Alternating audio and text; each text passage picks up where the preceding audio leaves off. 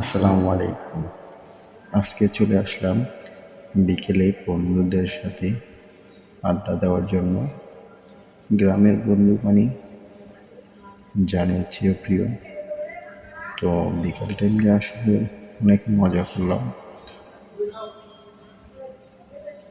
মজার সময়গুলো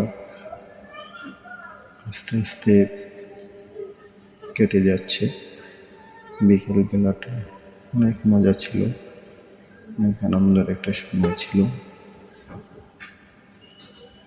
সন্ধ্যা হয়ে আসতেছে আস্তে আস্তে।